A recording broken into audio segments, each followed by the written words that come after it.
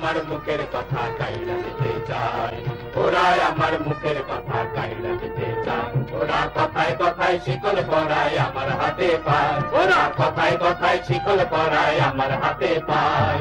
ওরা আমার মুখের কথা কাইরা দিতে চায়, ওরা আমার মুখের কথা কাইরা দিতে চায়। তুই তো জাহাজ আমার দাদা। আমি তখন রাজশাহী কলেজের সেকেন্ড ইয়ারের ছাত্র।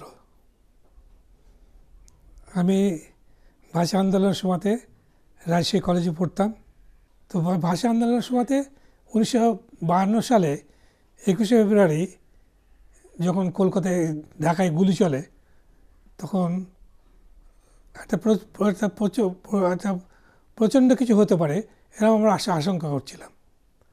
আমরা আশঙ্কা করছিলাম যে একটা প্রলয়ঙ্করী ঘটনা হয়ে যাবে, আর হলেও তাই।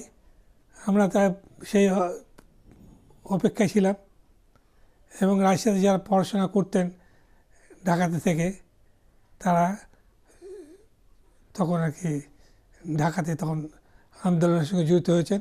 আর আমরা এখানে যারা ছিলাম, রাজশাহী কলেজের ছাত্র ছিলাম, তারা তখন এই আন্দোলনের সঙ্গে জড়িত হয়ে পড়ে জড়িয়ে যায়। আমরা তার সঙ্গে জড়িত ছিলাম।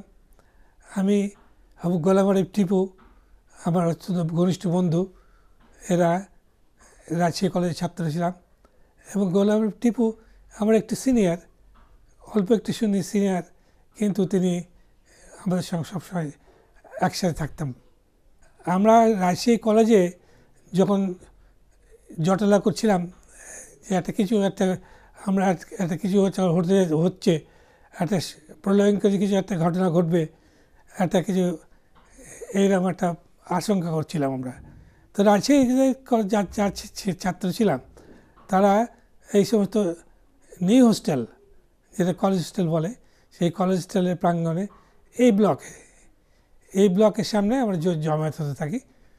আস্তে আস্তে সবাই জমায়েত হই এবং আমরা যারা ছিলাম, তো আমি, গোলাম আরিফ টিপু, এরা সব এক এক করে জমায়েত হতে থাকি।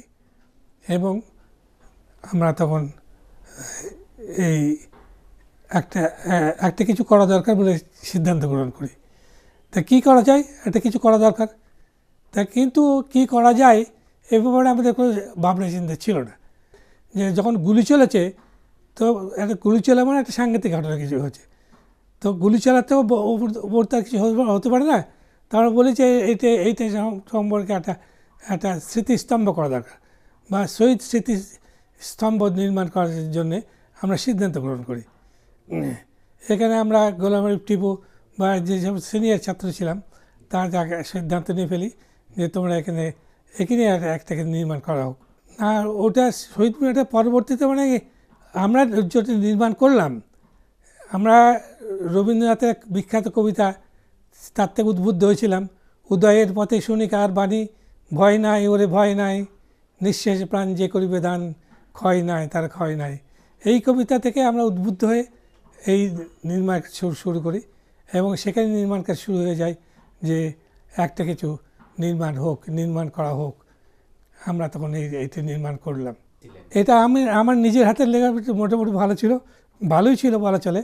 আমি তখন পোস্টার লিখতাম এবং আমি এটাকে লেখার জন্যে আমি এটাকে অনুপ্রাণিত হই এবং আমি বলি যে এইখানে যে কবিতাটা হবে, সেই কবিতাটা দেখতে দেখতে দৃষ্টিনন্দন হয়, দেখতে দেখতে ভালো হয়, আমি সেটা লিখি আমি নিজেই লিখি।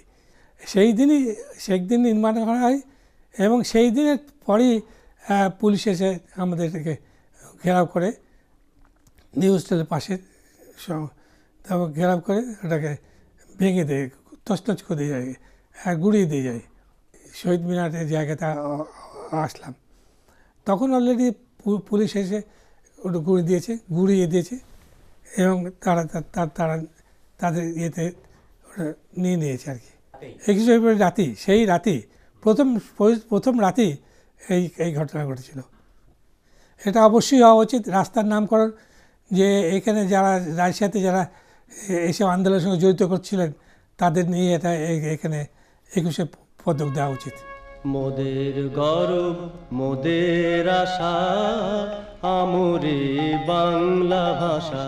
মোদের গর্ব মোদের আশা, আমরে বাংলা ভাষা।